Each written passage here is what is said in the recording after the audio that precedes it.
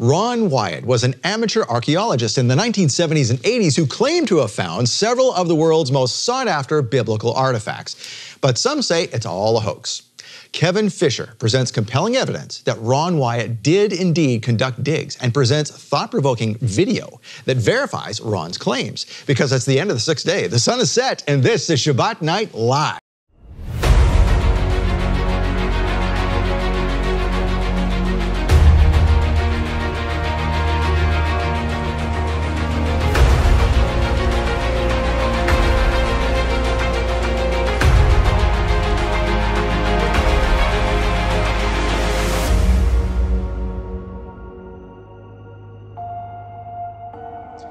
Wow, what a time to be alive. We look all around and we see all of this disaster, all of this tyranny, all the rest of it. But what did Yeshua say? Look up, your redemption draws nigh. We should be excited. And one of the most exciting things we ever did on the stage, we're going to talk about again. It has everything to do with where we are heading, the revealing of the Ark of the Covenant. And there's no greater expert on this subject, in my opinion, these days than Kevinem Fisher. Kevin, welcome to Shabbat Night Live. Nice to be here. Thank you, Scott. You've been here before. Yes. But for those who have never met you before, explain a little bit about who you are and what you do. Well, I'm retired. I worked for the state of Tennessee 30 years as a tax auditor, created a lot of friends. But thank God for retirement. Yeah. But in 1984, I met Ron Wyatt in Nashville. Nashville's where most of the state employees work, and Ron was speaking at a church there, and I got to hear him talk about these things, and I was enamored with what I heard, and I said to myself, I would love to help him someday. And so later on, 99, 2000, I went out to Noah's Ark. Bill Fry had a tour going, the first time in years, and I started up my website, and it's just amazing, the discoveries. One thing after another is coming out to be exactly what Ron Wyatt said. Ron Wyatt was used of the Lord. And yeah, and who is Ron Wyatt? For those people who say, I've heard that name, sure. Who is this guy? So Ron Wyatt, he found these things, the Noah's Ark, Sodom and Gomorrah, Red Sea crossing, Mount Sinai. He was a nurse anesthetist in Nashville, Tennessee, worked there for many years. But in '77, he went out to look for Noah's Ark. It had been featured in Life magazine in 1960, but cast aside as a natural formation. And so he went back out there and refound the Ark site, and God performed a miracle along the way, stopping their taxi where they needed to look. I mean, this is incredible. And Ron's an amateur archaeologist. He's an amateur archaeologist, nurse anesthetist, but before he went out and found anything, Scott, he was praying to the Lord, Lord, help me find something that will help someone get to heaven. This wasn't about, Lord, I want to get rich and famous. No, it was about, I want to help somebody get to heaven. And God partnered with him there on the very first trip, finding the Ark, the sea anchor stones, the remains of Noah's house. And that was a 22-year journey that started at that point from '77 to 1999. And along the way, he found these four major discoveries, the Noah's Ark, Sodom and Gomorrah, Red Sea crossing, Mount Sinai. But our topic today is about the Ark of the Covenant.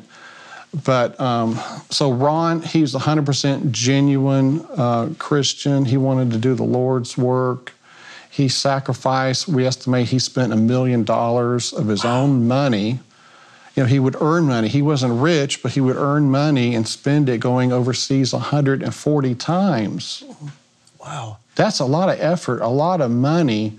So he had skin in the game. Yeah, and he wasn't, I mean, I remember you telling me before, so Ron is no longer with us. He passed in 99. But he lived not an extravagant lifestyle. He lived in a duplex, and he just gathered his money just so he could go again. It wasn't until the last couple of years he moved out in the country, but bought a modest home out in the country, with a mortgage and so forth. And so, yes, he sacrificed financially for the Lord, to do this work. God partnered with him. He said he used the Bible, various research books, and prayer to help him locate these sites. And so God wants these sites to come into view, into public view. They have a message to give. Look at Noah's Ark. It tells us that God had to destroy the wicked, Sodom and Gomorrah. God destroyed the wicked. The Red Sea crossing, the wicked Egyptian army destroyed. God's people were led through in each of these, though. And with the Ark of the Covenant in Mount Sinai, the tables of stone were written that we'll be judged by. So God has a plan for these to be shown to everyone on earth during the Mark of the Beast showdown, I believe. It's going to be pushed out through the media, and the world's going to learn about these discoveries, including the Ark of the Covenant that we're going to go into. But so Ron Wyatt, here he is at the Red Sea crossing. This is one of the 4 discoveries that are plainly in view. The Ark of the Covenant's not plainly in view, but Red Sea crossing, another fantastic place that Ron Wyatt found. But let's take a quick look at the discoveries, just a 2-minute video here. God has preserved and is now presenting evidences of all of the major events that are mentioned in the Bible. Here we see Sodom and Gomorrah, these ashen formations along the western side of the Dead Sea, these sphinx shapes, for instance, Masada in the background, brimstone. They form a north-south line along the Dead Sea, the western side. Here's more brimstone. Here's bone that I found there. Here's Noah's Ark. It's across the valley from Mount Ararat. It's the exact biblical length, Scott. Visitor center is there. Metal on the side of the ark. Sea anchor stones have been found that hung from the ark. Red Sea crossing, you see the pillar. It was on opposite shores where Solomon erected these pillars here at Nuweiba, Egypt. Here are the chariot wheels that have been photographed. Here is the beach there at Nuweiba, Egypt. And in the foreground, you see the melted beach where the pillar of fire stood. Mount Sinai here in Saudi Arabia, the golden calf altar, Mount Sinai in the background. Here's Moses' altar, the burned peak. This is incredible stuff. Split rock of Moses is on the western side of the mountain. Golgotha, the place of the skull here, near where the Ark of the Covenant is found. The garden tomb, Zedekiah's cave, where the ark was secreted, and the crucifixion site is there in the garden tomb grounds, and underneath that is the cave with the Ark of the Covenant. And so this is incredible what God is bringing about. These 4 discoveries, like I say, are plainly in view. You can go to arkdiscovery.com and take a look at them. So our topic today is the Ark of the Covenant. Now, some people will say, I can see these 4 discoveries, but when he's talking about the Ark of the Covenant, that's over the top. I mean, he must be lying about this. That doesn't make sense. These other 4 discoveries are clearly real. They're authentic. God worked with Ron Wyatt, and then he turns around and lies about the Ark of the Covenant. God knows the future. God knows who Ron Wyatt was, and it's inconsistent and not logical to say that he would be lying about the Ark of the Covenant when God partnered with him on these other discoveries. Well, it would be like saying that John, the apostle, is a liar because he wrote Revelation. Well, that was just some weird dream he had and wrote it down. Well, we don't discount Revelation. Right. Right? It's the same kind of thing. Yeah. Yeah, so consistency here. He had the most credibility of anybody to claim to have found the ark. Ron did not release the clear photographs and other evidence we're going to see here. He kept it private because he felt God has a timing for this to be shown. But we can take his word. He's a very credible person for what he saw. And we're going to show some evidence showing that it is real, such as metal detection, detecting the gold. We'll see that later in the programs. But I received an email from this lady. Ron was there giving her epidural. And she said, "Hi, I knew Ron Wyatt 16 years ago. He gave me my epidural when I was to give birth. Ron stayed with me until my son was born, but he was not breathing, had no heartbeat." So this is an email from the mother, okay, she sent to me. She said, "I was screaming. I looked up for Ron for answers. I saw him kneeling down in the corner of the room praying." So here is the layout in the delivery room. And as God is my witness, the whole room lit up. The nurses were talking about how you could feel the presence of God in that room. Wow. The room lit up. So imagine a supernatural light coming on in this room with Ron Wyatt praying, And then she said, then my son started to breathe. Her son came to life. She said, Ron was my angel. Now, how many people do you know that have prayed and someone came to life? And the supernatural light came on in the room, showing that God, the Holy Spirit, was there. Ron had a connection with God. He didn't have the connection with the devil, like some people want to say, this guy's a bald-faced liar. That's totally false. That's evil for people to say that. And Ron didn't take credit for saving the baby. He just prayed and let God take the glory for bringing the baby. He did. I never heard Ron talk about this, but this lady emailed me, so I brought it out, you know. So our topic's the Ark of the Covenant. Here's an intro video for the Ark of the Covenant.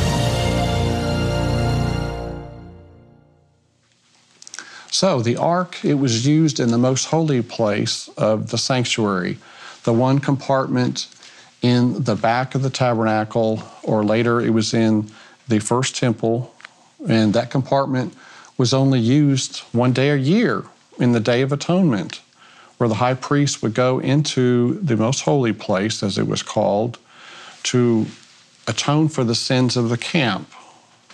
And we have a video here of a priest going into the most holy place. In a reenactment, he's wearing white linen, going into the most holy place. He would take in blood first from the blood of a bullock to atone for his sins, and then he would take in blood from a goat for the sins of the people. And this is our Ark of the Covenant here that Jeremy Cohen donated, but this priest here is going to sprinkle the blood on the right side. They were always told God would tell them to sprinkle the blood toward the east. And we'll go into that in more detail as far as the east, north, and so forth, how it was aligned, the Ark of the Covenant. So the blood was sprinkled here to atone for the sins of the people that had been brought into the sanctuary over the course of the year. And this blood was atoning for the sins of the people over that 12-month period.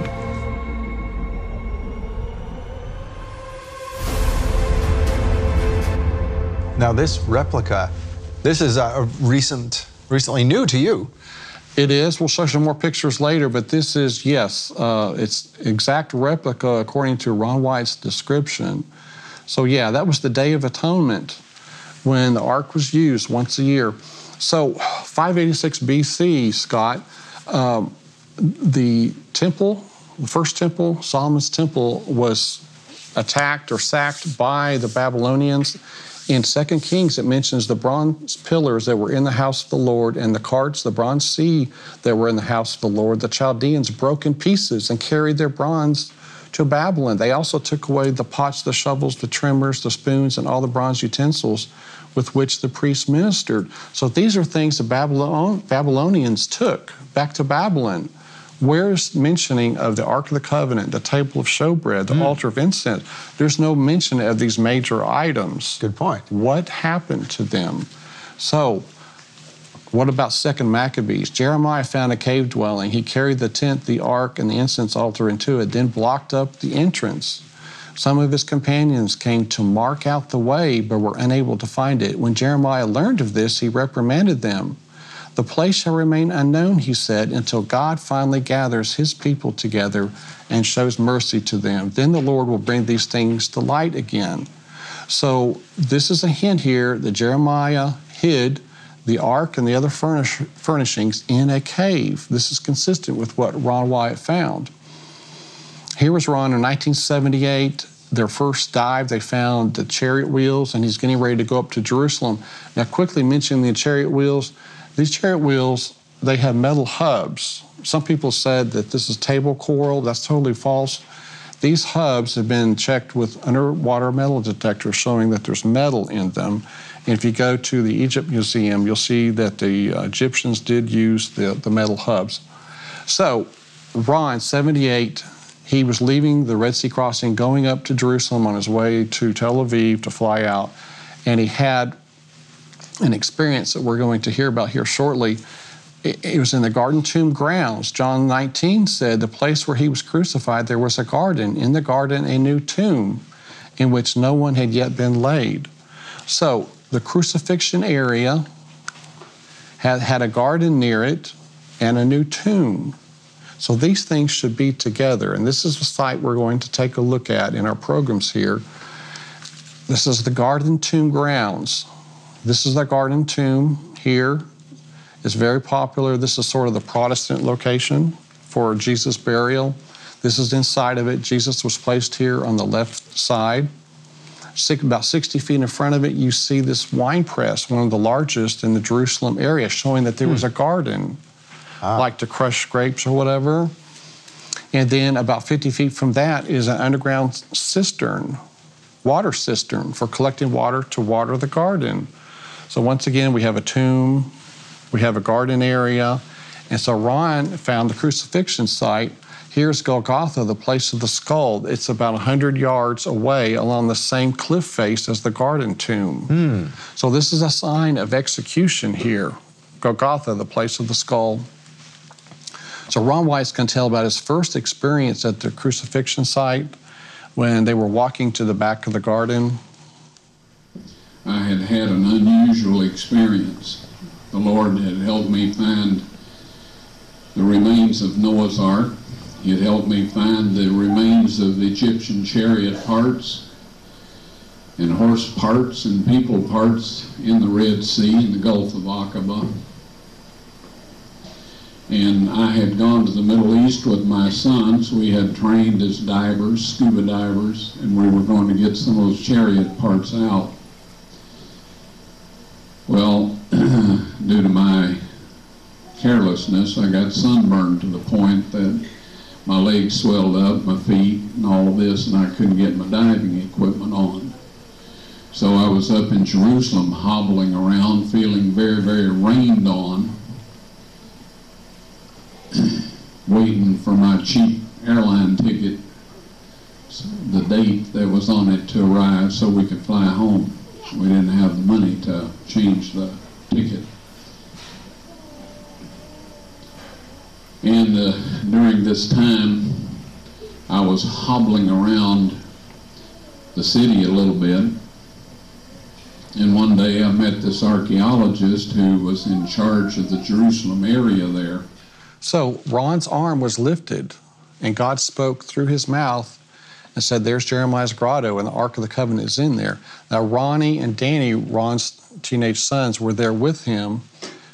And in my recollection, we were there. And we saw Dad say, hey, that's Jeremiah's grotto, and the Ark of the Covenant's in there. So and we saw him do that. So they witnessed Ron's arm being lifted and him saying, there's Jeremiah's grotto, and the Ark of the Covenant is in there. So this was a real event.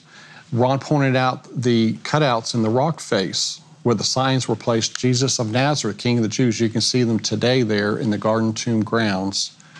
And that's what Ron spotted in his first trip there in 1978. We had said, Dad always had us reading books on Sabbath, you know, instead of watch TV. So I was reading Acts of the Apostles, and it came across the quote from Maccabees about Jeremiah having his servant secreted in a cave and all that. And we kind of, I kind of said, Dad, how come we don't go find that? You know, you'd already found Noah's Ark, you know. Is this after his arm had stuck out? No, this was before. Okay. Before that even happened. Okay. Yeah. And And he said, Dad started questioning it then. He goes, well, I don't even know if it's still down here. I don't know if it's in heaven or not. Some people think it's in heaven, some people think it's down here. And he started studying up on it. And then we went back overseas and we went to the Garden Tomb, you know, just to look at it, basically. Yeah. And that's when it was just the tourist. his arm went up. We were doing, yeah. And he said, you know, that's. And at the time, when we walked in there, Dad said, see those cutouts? And you remember? Uh-huh. And this was like the first time we had ever seen the Garden Tomb. And Dad walked around there, pointed his finger, then he showed us the cutouts. All right. Wow. Yes. So that was where the dig was going to start in that area. It was January 1979 where they were going to start the dig. And it's strange that today you see bleachers there, right? And do they even recognize what is right behind them? 99% of people don't realize what that is. Wow. Yes. So it's very, very sad. You know, it's not being broadcast. The Garden Tomb folks don't want to broadcast this, unfortunately. Okay. So, yeah. Well, we'll talk more about this in a second. So hang with us. Okay. You hang with us too. Thank you for being here on Shabbat Night Live. Thank you for bringing Kevin to us. Your donations make this happen. You give now, you let other people see this into the future. To me, this is one of the most important things you need to be showing people. This is hinting of what is coming. So make sure you donate to this program. Let others see this. Thank you for doing it. During the break, we grabbed this little thing right here. This is a piece of brimstone that Michael was given from the Sodom and Gomorrah area. And Kevin, what we're seeing here is, well, it looks like kind of an eggshell egg situation. So Yes. What is this? I wouldn't eat this. It's not a nice egg, but inside is the unburned monoclinic sulfur. This is unique sulfur that God rained down on the cities of Sodom and Gomorrah. The typical sulfur you find around volcanic areas is the rhombic sulfur. It's only 50% pure. This is 95 to 98% pure sulfur. It's special. This is a hardened shell because when this was burning, there was a liquid around this. It turns to a liquid, the outside, and it's a purple flame. And this got snuffed out by some type of ash, and so it quit burning. So that liquid turned into a hardened shell. That's what you have here. So inside is the unburned portion. On the outside was this that was on fire, and it cooled down and hardened. So that's what we have there at the cities of the plain. So that's pretty obvious that something unique happened here, and Yes. what else could it be? Right. And as Michael has explained in his videos as well, that the walls of Sodom and Gomorrah are still there. They look like hills, but they're not hills. Yes, there are all kinds of formations there showing man-made construction that fits the biblical description. You have the ash there. These are ashen remains. That's not soil that we saw in the images. Those are ashen remains. And so this is a warning to people, you know, that God had to destroy the wicked. You know, we've got to wake up and, you know, and serve our Lord instead of being led astray. So it's an incredible scene, the Sodom and Gomorrah sites. The more you walk through there, the more you see. It's incredible. So, yeah, so our topic here is the Ark of the Covenant, and so they were going to start their dig there. This is where Ron's arm pointed here, at this trash pile. I mean, so unassuming here, this primitive site is where they started the dig. When we first started, it was full of trash and junk, cans, a dead cat or two, you know, rats. It was just a trash pile. So we had to clean it all out. Got sick. Yeah, we got the flu and just felt terrible. It was pretty miserable. Yeah. And as soon as you tend to get under the ground, it seemed like you uncovered 1,000 fly eggs or something. It seems like they just, whoosh, the flies were just everywhere. Yeah, there's bones and flies and mosquitoes. In there. And we started digging. We found a little hand hold thing carved out up top of the grotto there. And so we thought, well, you know, we'll start digging to the left of this because it looks like they use this to kind of lower something down in or to pull something out with. A hole in the rock. And so we started digging there and we dug straight down. And then we went to the right along the face. Face of the mountain. Yeah, the face of the mountain. And we'd have one guy in the bottom of the hole, one guy in the middle, and one guy up top to dump the buckets. So they started the dig at this site here along the cliff face. And here is a still image of some of the dig crew, for instance. At one particular point, there was 9 people here. On the left side here is the rock escarpment where the dig was being done. There are some people out there saying a dig never happened. I mean, it's totally absurd. This is in a very public area. This is Ron going down into the dig site. And what year was this again? It started in 79. Okay. And in 82, he found the Ark. How did they ever get permission to do that? It was a divine appointment. I'll bet.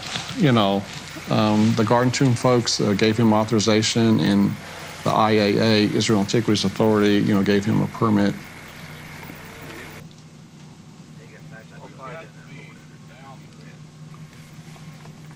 What, 40 feet down? Roughly, yeah. So Ron went down by himself, or are there other folks down there with him? In this example, there's a couple of guys with him. Okay. I understand some of this was quite a tight squeeze, too. Yes. Ron had to exhale in order to get through some areas going to the Ark. Man. On the end of the jackhammer.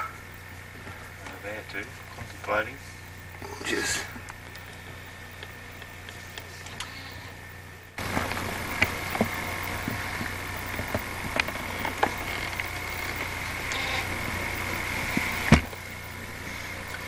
Hi, I'm Ron Wyatt. Welcome to the Ark of the Covenant dig.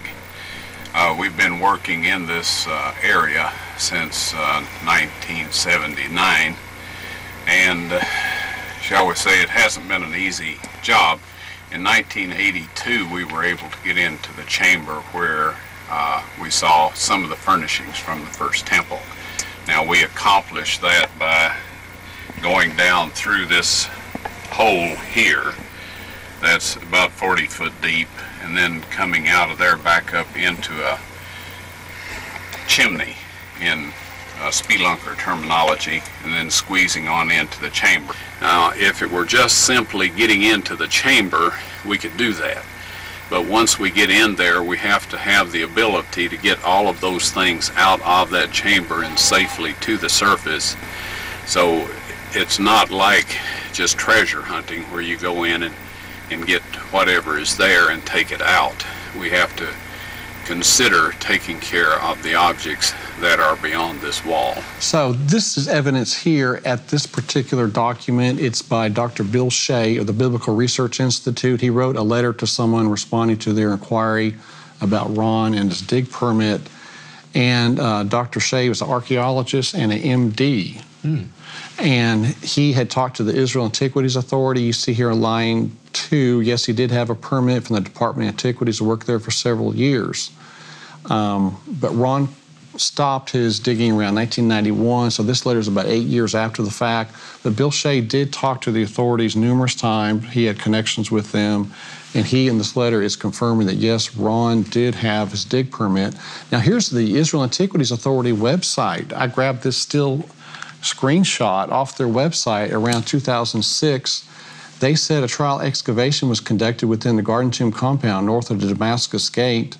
The excavation on behalf of the Antiquities Authority, funded by 2 foundations from the United States, Wyatt Archaeological Research of Tennessee and Biblical Archaeology Foundation of Texas, was directed by Y. Zellinger. During the 1980s, Ron Wyatt excavated several underground chambers at the site. The current excavation cleaned the former chambers. So here they're admitting Ron found chambers in the 1980s. So folks that say he never did a dig, he never had a permit, that's totally false. They, on their own website, are admitting that he did a dig there and found chambers. So Ron is going to tell us about the dig for the Ark. And there's some computer graphics here while he's talking, not actual images inside the Ark chamber and so forth. So let's take a look at this very important video. When I found the cutouts, we were digging along the cliff face, but the dirt out here was beginning to threaten to fall in on us and bury us. So I went to the left, dug a shaft straight down, So as we tunneled along at the quarry floor, at the base of the wall, I found the cross hole. And I worked around and found some more cross holes 4 feet lower on the real quarry floor. I prayed, Lord, where shall I go now? I was impressed to break right through the cliff. Not this cliff, but one that looked every bit as solid. Right? Well, I'm dumb, but I didn't think I was that dumb. I knew there were caves in there because honeybees were coming out of cracks and flying in. So they had their nests in there. And my older son is rather a quiet person. He said, Dad, did you pray about this? I said, sure. Yes, I did. He said, well, I said, I was impressed to break through that cliff right there. And he said, well, let's do it. And I said, no, that's stupid. I am not beating my brains out against a cliff. He says, well, Dad, pardon my saying so, but I've seen you do stupider things than that. I said, okay, y'all running to pass the tools back now. Now, if you look carefully, you'll see a crack right here. All right, it's not much of one, but it is a fault line through that stone. So we went 18 inches over to this side, took our hammers and chisels and started marking the stone up and down and up and down. Finally, a big chunk popped out of there. Pushed it off to the side, looked back in the bottom. There was a small, dark hole about that big. Didn't look very promising at all. I had my son hand me the flashlight. We had them sitting where we could see. This was all down in a tunnel. And so I put it up to that hole, and there was a big cave chamber back behind there. Have you ever had goosebumps and all of that sort of thing just overwhelm you? Well, that's what happened to me. It didn't take us very long to make the hole big enough to get in. I thought the Ark of the Covenant would be sitting right there. It wasn't. Okay. So since we had to leave the next morning, we plugged that hole. We came back to the surface, plugged the hole, fixed everything up so nobody could tell where we had been, and left. I had to go home, work, save up some more money, come back. But eventually, I found the Ark of the Covenant, and it was in a chamber that I would not have bothered going in, just like I wouldn't have bothered breaking through the wall. There was the little Arab guy that was letting us eat at his restaurant. He was a full-grown man, but he's about that tall and small, petite. So as we went through this cave system, he would crawl into the chambers, and I'd give him a light, and he'd shine it around, and I'd peek through to see if it looked like anything in there. So we did this over and over, and we came to this one hole after we had, I mean, you wouldn't believe where all we had gone in that cave. We had just been all over the place, up and down, different levels, and at this point in time we had gone about 45 feet down and then back up, and here this hole was in the wall, about that big around, and there was a stalactite hanging right down the middle of it. It's the only stalactite I had seen in the cave that wasn't just little ones. This was a big one. So I broke it off, made the hole big enough for him to get in, and he was crawling in there, and I started to hand him the light so he could do what we had been doing, you know, several days. He came tearing out of there. His eyes were big as human eyes can get. And he said, "What's in there? What's in there? I'm not going back in there." And I said, "Well, what did you see?" He said, "I didn't see anything." And I thought, well, okay. Now, he had been in tighter places than that and had not responded that way. So I got this little beam of light, you know, in a very dark place here. And I thought, that is divine terror. You know, that's supernatural terror. So I figured there's got to, that is either where the Ark of the Covenant is, or it's the way to get to it, one or the other. And God doesn't want this fella to know. So I made the hole big enough for me to get in. I got in there, and folks, it was full of rocks, bigger than these here. When I found the Ark of the Covenant in that chamber, all of the furnishings had been covered by a layer of animal skins. On top of that, a layer of wooden boards, and on top of that, enough stones to fill the rest of the chamber up to near the roof. Up to within 18 inches or so of the ceiling. If this young man hadn't been terrorized and come scooting out of there like he did, I would not have gone in that place. Who needs rocks? We've been moving thousands of them for 3 years. So anyway, I crawled in there with the flashlight, and I crawled around on top of the rocks, and I shined the light down between the cracks in the rock, and there a gold, flat gold thing reflected back at me. So I moved over and shined down through another. There was 2 reflections, one here, one there, and one over here. So I knew it was a flat gold top. And I thought, the Ark of the Covenant. I forgot about the cherubims, you know, sitting on top. They'd have been poking up through if that was the top of the mercy seat. But anyway, I started moving these rocks, and I stuck them everywhere I could.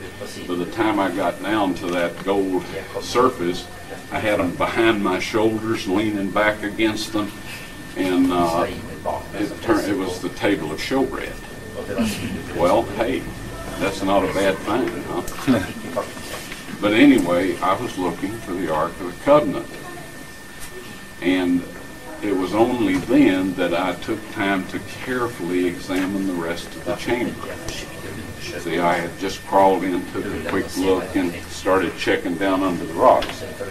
So as I moved the flashlight along the wall, I saw a stone box sitting against the wall about this low, this much space between it and the ceiling.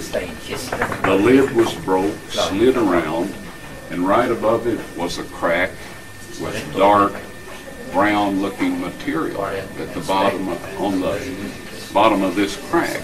And I was able to see the top of the lid of the box. On both sides of the broken pieces was more of this brown stuff.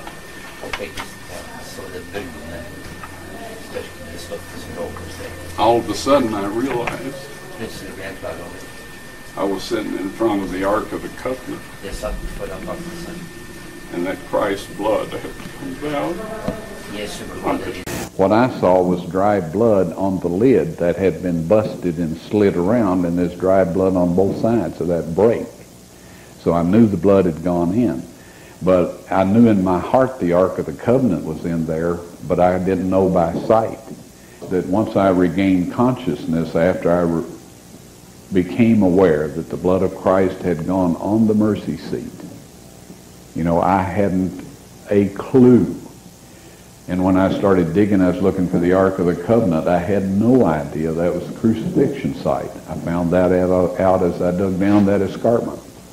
And so anyway, when I realized this, I passed out. When I regained consciousness, here I was in this hole way down in the earth, had to go 90 feet approximately to get out of there back to the surface.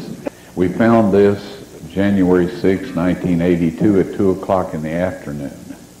When Christ died and the earth shook and the rocks were rent, a crack came right down the entire face of the escarpment, right past the left side of the cross hole, and the stone opened up. Down below, 20 feet below, God had arranged for the Ark of the Covenant with its mercy seat, if you please, his earthly throne, to be positioned right down there 600 years before in 586 BC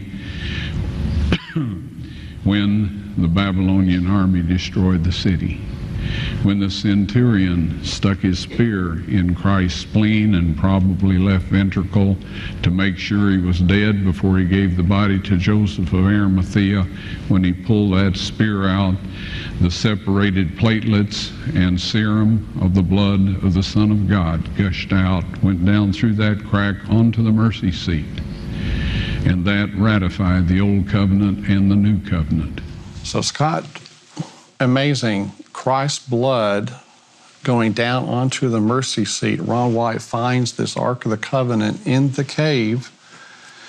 And it's just amazing how God arranged this scenario where the cross was put above the Ark of the Covenant, and Christ's side was pierced and his blood fell out onto the mercy seat of the Ark of the Covenant. And we're told in the Bible that it gushed out. So it wasn't some little trickle. So it makes sense that all of that liquid could make it through those rocks. And, you know, and you can't make this stuff up. I mean, Jehovah can orchestrate this stuff. There's no way no one could have thought this up. It's just incredible how God did get that on the western side of the mercy seat. Right, because the western side was never used. It was left vacant, that's right, yeah.